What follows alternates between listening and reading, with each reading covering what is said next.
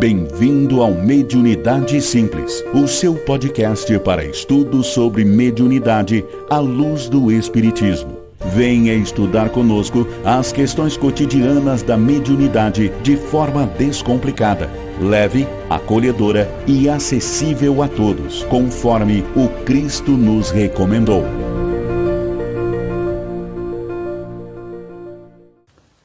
Olá, sejam todos bem-vindos mais uma vez a esse nosso encontro. Meu nome é Cláudio Henrique, eu sou trabalhador espírita, trabalho também com reuniões mediúnicas e nós estamos aqui no nosso curso de Mediunidade Simples, a mediunidade como Jesus nos traz, como Jesus nos convida. E a nossa discussão de hoje é sobre hipnose. Eu me lembro que quando nós começamos, e eu sou da área da saúde, quando nós começamos nossos trabalhos, um benfeitor espiritual nos orientou algumas técnicas que num primeiro momento nos pareciam hipnose clínica. Como profissionais da área de saúde, sejam médicos, enfermeiros, psicólogos, terapeutas de várias formas, técnicas que eles faziam de hipnose. E nós começamos a aplicar aquilo com bons resultados com os espíritos, sob orientação dos nossos guias. E em um determinado momento eu fiquei angustiado. E perguntei para o nosso mentor se o que eu estaria fazendo não seria hipnotizar o médium, se aquilo não se trataria, na verdade, de um tratamento físico, de um tratamento entre encarnados, e o médium estaria sendo sugestionado por um processo de hipnose. A minha dúvida, a minha pouca fé naquele momento era: eu estou hipnotizando um médium? A hipnose ela teria algum valor entre espíritos? E eu tive uma resposta muito amorosa, paciente com a minha com a minha falta de fé, né? Ele me respondeu: espíritos são sempre espíritos, tenham um corpo ou não. E aí, a partir desse dia, nós entendemos, eu particularmente entendi, que a hipnose é um processo que vai ser usado e que é válido nos dois mundos. Estando na matéria ou não, nós somos basicamente uma única existência. Então, a discussão de hoje é qual a relação entre a hipnose e o espiritismo. Ela existe de verdade? Ou seria um processo usado entre encarnados que sugeriria que teria uma interferência sobre o encarnado? A gente começa nossos trabalhos lembrando o Franz Anton Mesmer, que nasceu em 1734 e que morreu em 1815. Então ele é da época do nosso codificador da doutrina espírita, do Rivaio, e o Rivaio leu suas obras e também foi influenciado pelo que o Mesmer falou. Seria uma grande coincidência ou seria o espiritismo algo influenciado por o trabalho científico desse nosso irmão? Ou podemos pensar que a criação de Deus é tão perfeita que, ao saber que a codificação do espiritismo viria em breve, ele já criou os recursos para que nós tivéssemos o substrato teórico e material para podermos codificar o que os espíritos nos trariam. O que o Mesmer falava? O Mesmer trouxe um conceito chamado magnetismo animal. Segundo o Mesmer, todos nós estamos mergulhados num fluido, que ele chama de um fluido animalizado, um fluido universal, e todas as situações de interação entre um e outro encarnado se devem à manipulação desse fluido. Nosso processo de adoecer seria desequilíbrio dos fluidos. Então, se nós adoecemos, é porque nós provocamos um desequilíbrio do fluido que nos permeia. E nós poderíamos, sim, fazer a manipulação desse fluido no sentido de fazer um direcionamento positivo ou negativo para os nossos irmãos. Então, o Kardec Kardec foi influenciado por essa obra. Qual que é a diferença entre o que o Kardec falou depois e a obra de Mesmer? O Mesmer coloca o enfoque no magnetismo humano como um fenômeno puramente físico, um fenômeno puramente energético. E o Kardec aproveitou esse conhecimento teórico e colocou que encarnados e desencarnados, o Mesmer evidentemente não estava dentro de um contexto espiritualista, encarnados e desencarnados manipulam o fluido cósmico universal. E essa manipulação pode ser para o bem ou pode ser para o mal. Daqui a alguns instantes a gente vai voltar a entrar nesse assunto. No livro A Gênese, no capítulo 14, o Kardec fala exatamente sobre os fluidos. E ele traz um novo conceito, que os fluidos podem ser direcionados. Isso seria a base da hipnose, a base do que nós usamos para influenciar espíritos no corpo e fora da matéria. E esse direcionamento dos fluidos, ele abriu um espaço, segundo Kardec, no capítulo 14 de A Gênese, para um conceito mais amplo. O pensamento é uma força que age sobre os fluidos. O meu pensamento pode dar forma aos fluidos, pode dar cores aos fluidos e pode alterar a vibração desse fluido. E se o fluido é positivo ou negativo, depende de quem pensa. Depende de que vibração eu imprimo a essa matéria. Ela pode ser, então, para o bem ou pode ser para o mal. O impacto que eu vou ter no meu irmão encarnado ou desencarnado depende do que eu desejo fazer. Lembrando que o Cristo coloca em João capítulo 14, versículo 12, o Cristo cita: sois deuses, podeis fazer tudo o que eu fiz e muito mais. Então, o Cristo nos coloca, a manipulação do fluido ela é real e vocês podem criar, podem curar, podem transformar a realidade como eu faço. Desde que vocês se conectem com o Pai, desde que vocês tenham a fé, desde que vocês acreditem. E o conceito da hipnose ele veio dessa manipulação dos fluidos. Então vamos colocar da seguinte forma, para ficar mais fácil de nós entendermos.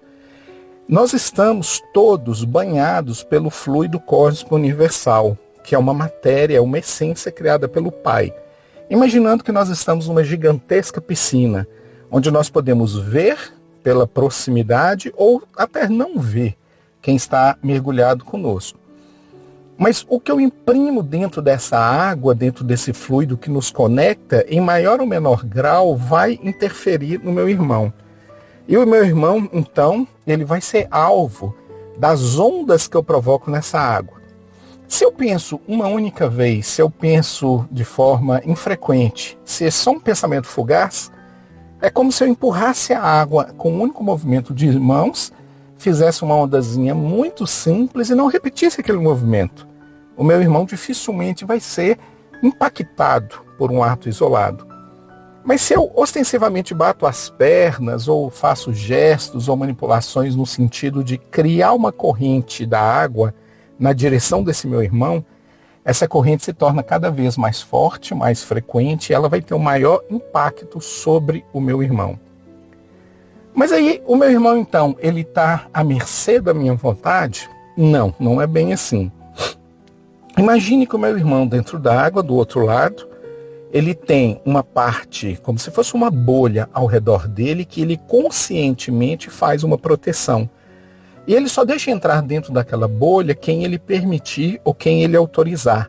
Ele consegue montar um circuito de proteção ao seu redor, de modo que ele não fique muito refém da manipulação energética ou das ondas que vêm. Essa bolha nós chamaríamos de consciência. Com a minha consciência, eu consigo me proteger. Eu sei o que está do lado de fora, eu vejo com os olhos, eu sinto com meus órgãos sensoriais mais rudimentares. Dentro da bolha estou eu e está como se fosse um ar, como se tivesse um fluido. E o que está dentro da bolha está protegido por essa carapaça externa que nós chamamos de consciência. Então, dentro da bolha, o ar que eu respiro e a minha matéria que eu vejo seria o subconsciente. E dentro de mim, órgãos funcionando, como um coração batendo, como o intestino funcionando, meu sistema nervoso simpático e parasimpático, duas partes que controlam se a minha bexiga funciona, se o meu intestino funciona, a frequência do meu coração, se eu respiro ou não, coisas que não dependem da minha vontade. Esse seria o meu inconsciente. Então todos nós temos um consciente que sinaliza que representamos por uma carapaça protetora, que nos envolve, que nos isola um pouco dessa água e das ondas que nossos irmãos nos mandam. Eu tenho um subconsciente que interfere sim no que eu sou, no que eu penso e no que eu faço, mas que está localizado dentro da bolha, mas mais escondido. Eu não tenho uma consciência plena disso, Eu não olho para isso. E o inconsciente que está localizado dentro de mim. O que seria dentro disso o conceito da hipnose? A hipnose, então, seria o direcionamento desse fluido de acordo com a vontade de quem direciona. E eu posso interferir de uma forma positiva ou negativa. Mas, em essência, a hipnose é a manipulação do fluido de modo que o meu querer possa interferir na vontade de uma outra pessoa. O livro A Gênese fala dessa influência mental de um para o outro, e ele fala que nós podemos sofrer a hipnose para o bem ou hipnose para o mal. Na verdade, os espíritos benfeitores podem nos sugestionar, podem estar conosco, e também os espíritos que não estão ainda tão bem intencionados. Mas a hipnose ela pode acontecer de encarnado para encarnado. Então, aquela pessoa que eu vejo, que está comigo na luta, no trabalho do dia a dia, eu posso desejar o bem para ela e ela realmente sofrer minha influência de forma positiva, ou eu posso desejar o mal para ela e ela sofrer essa influência de forma negativa. A hipnose pode acontecer também de um encarnado para um desencarnado, ou seja, eu estou obsediando um espírito, não é só o contrário que acontece, do espírito obsediar um encarnado, pode acontecer o contrário. E a hipnose também pode acontecer de desencarnado para desencarnado. E a gente tem um exemplo muito interessante disso no livro Libertação, onde o Gregório condenava uma mulher e ele falava que essa mulher era merecedora do inferno, era merecedora de pagar pelos pecados dela e que ela não se comportava como uma pessoa humana, que ela era verdadeiramente uma loba, um animal. E a mulher então aceitou aquela sugestão psíquica mental do Gregório e se transformou numa loba. E seu espírito passou a se apresentar como se fosse uma loba. Ela aceitou essa sugestão. Então a gente já vê que a obsessão também é uma forma de hipnose, onde eu não te coloco uma possibilidade, mas eu te imponho a minha vontade, coisa que provavelmente os espíritos superiores não fariam conosco. O Livro dos Espíritos, o Kardec traz também algumas questões que falam sobre isso de forma bem interessante. Na questão 455, Kardec pergunta: os espíritos veem tudo que nós falamos ou fazemos? E os espíritos respondem: sim, eles podem vê-lo, pois constantemente eles te rodeiam, eles estão ao nosso redor. Agora, cada um se interessa pelas coisas que prendem a nossa atenção. Ou seja, se eu tiver um espírito benfeitor ao meu lado, ele vai sinalizar, vibrar, ele vai prestar muito mais atenção nas coisas boas que eu faço, ele não vai achar que eu sou só erros, que eu sou só defeitos, ele vai ver as minhas coisas boas e vai tentar me estimular a fazer cada vez mais. Por outro lado, se eu tenho pensamentos negativos ou dificuldade, esses espíritos que pensam de forma difícil ou com dificuldade, vão se aproximar de mim e vão achar que eu sou só erro, que eu sou só defeitos. E vão potencializar os meus defeitos dentro da minha consciência ou da minha inconsciência. Então eles vão estar me hipnotizando, eles vão falar assim: você fez coisas boas, mas também fez coisas ruins. Eles não vão me lembrar das coisas boas, eles simplesmente vão falar: você não presta, você realmente merece ir para um local de vibração difícil, você não deve encontrar com seus parentes, e por aí vai. É uma forma de hipnose. Na questão 456, Kardec pergunta, também no Livro dos Espíritos: podem os espíritos conhecer os nossos pensamentos? E o espírito que estava orientando Kardec coloca que sim, conhecem frequentemente, eles influenciam nos nossos pensamentos. Mesmo aqueles meus pensamentos que eu tento esconder de mim mesmo, eles são vistos. Porque nós já discutimos, falamos sobre ideoplastia, meus pensamentos se materializam. E aquilo que eu não teria coragem de contar para ninguém é visível para quem está ao meu redor. Isso, a intensidade, a clareza desses pensamentos, eles dependem da intensidade com que eu os repito, com que eu penso, com que eu os recrio. Na questão 457, Kardec pergunta: os nossos pensamentos atraem espíritos? E o nosso benfeitor responde: sim, os semelhantes atraem os semelhantes. Então, uma forma que eu já vejo de me ligar a um irmão com dificuldade da forma obsessiva é eu trazer as dificuldades para mim. Se eu entro em estado de oração, ou se eu entro no estado de servir ao próximo, servir ao Cristo, de aceitar o que essa caminhada na matéria me traz sem reclamar, sem achar, trazer mais dor do que seria necessário, sempre numa aceitação e tendo aquilo como aprendizado, eu atraio também espíritos benfeitores que aceitam, que entendem e que veem a minha tentativa de melhorar. Na questão 458, por que os espíritos nos influenciam? Eles podem nos influenciar? Os espíritos sabem o que nós estamos pensando? E os espíritos respondem, sim, a sua influência sobre vós é maior do que suponde, sendo que, a rigor, são eles que vos dirigem. Eles frequentemente interagem conosco. Mas, lembrando que eu tenho aquela proteção consciente, para que ele chegue ao meu subconsciente, eu tenho que permitir que essa bolha seja desfeita, que essa carapaça de proteção seja desfeita.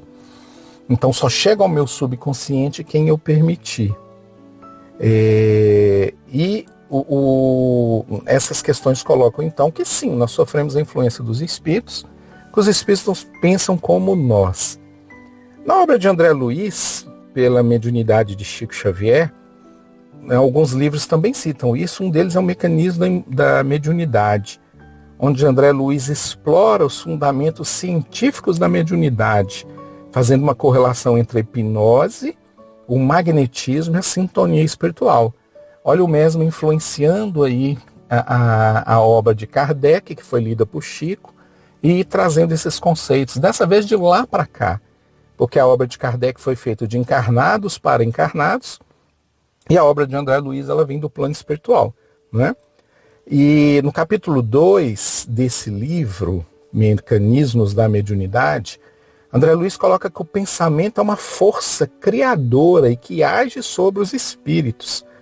E a hipnose é um domínio mental, onde o hipnotizador age sobre os fluidos do receptor para alterar a consciência do receptor. Então é necessário que eu me blinde ou que eu aceite. Se a influência for positiva, eu devo aceitá-la, eu devo estar receptivo a ela. Se a influência for negativa, eu devo fazer ela se aproximar de mim da menor forma possível, não se aproximar. Eu posso alterar sim essa onda magnética, como se fosse uma corrente de água, no exemplo que a gente deu, de modo que ela não me toque. No capítulo 5 do mesmo livro, Mecanismos da Mediunidade, André Luiz coloca que a troca de energia ela existe entre encarnados e espíritos. E a gente já falou, né, como a própria hipnose. Ela acontece de encarnados para encarnados, de encarnados para desencarnados, desencarnados para encarnados e desencarnados para desencarnados. Ou seja, estejamos no corpo ou não, todos nós somos espíritos, almas, né? Porque a alma é o espírito que está encarnado. Mas todos nós somos espíritos. E estejamos onde estivermos, nós temos a capacidade de influenciar positiva ou negativamente qualquer de nossos irmãos. E no capítulo 13 do mesmo livro, ele cita o magnetismo e a fascinação como uma forma mais avançada da obsessão, e dizendo que a fascinação, na verdade, é uma forma de hipnose com controle mental, ou uma hipnose mais grave, onde eu paro de tentar me defender, onde eu abro a minha consciência, entrego o meu subconsciente para esse irmão, e ele coloca lá, ele inocula pensamentos que não são meus, e eu passo a aceitar esses pensamentos sem questioná-los, ou sem tentar me proteger. Um segundo livro, que o André Luiz fala também sobre isso, é o Missionários da Luz. No capítulo 5, André descreve o passe como uma técnica baseada no magnetismo, onde eu faço manipulação fluídica para restaurar ou auxiliar o equilíbrio de um irmão encarnado ou mesmo desencarnado que esteja incorporado. Ou seja, eu consigo manipular o fluido de modo a direcioná-lo especificamente de forma benéfica, no caso do passe, ou não, no caso de outras vibrações deletérias, para determinado irmão. Entretanto, o espírito pode colocar barreiras conscientes, podendo ser necessário eu aumentar a receptividade da pessoa que eu estou querendo beneficiar. Ou seja, o passe espírita pode não ter nenhum efeito sobre mim, se eu quiser simplesmente bloqueá-lo, ou se eu não entrar em estado de vibração ou estado de receptividade, e eu simplesmente bloqueio aquela intenção de doação, de amor que o irmão estava querendo me dar.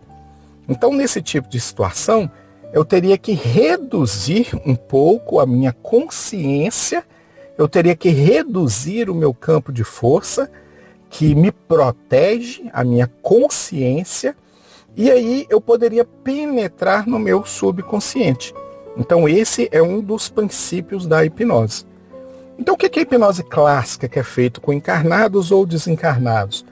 Eu induzir um estado de tranquilidade, de paz, eu desviar o foco de quem está sendo hipnotizado para um ponto específico, de modo que eu possa penetrar aquela proteção, aquela carapaça que ele fez e acessar informações do seu subconsciente. Técnicas específicas. Eu posso direcionar sua atenção para a sua respiração. Eu posso direcionar sua atenção para um relógio balançando.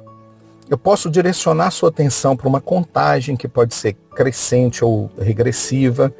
Eu posso fazê-lo imaginar que ele está subindo uma escada e quando ele chegar em determinado degrau, ele pode ir contando os degraus.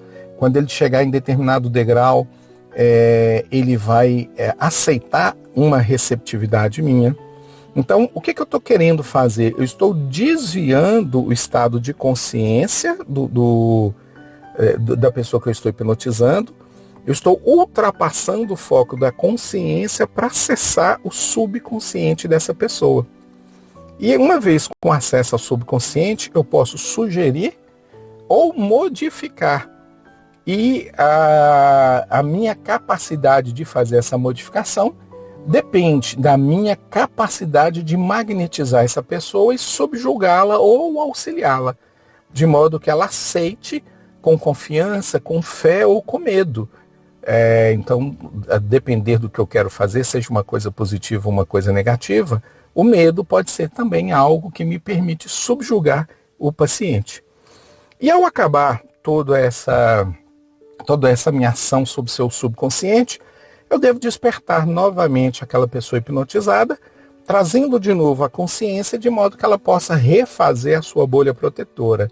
Mas eu posso fazer a hipnose ser pontual, somente hoje, ou eu posso sistematicamente estar reimplantando essas ideias na mente de alguém. E aí eu estaria fazendo um processo de obsessão, né, um processo negativo.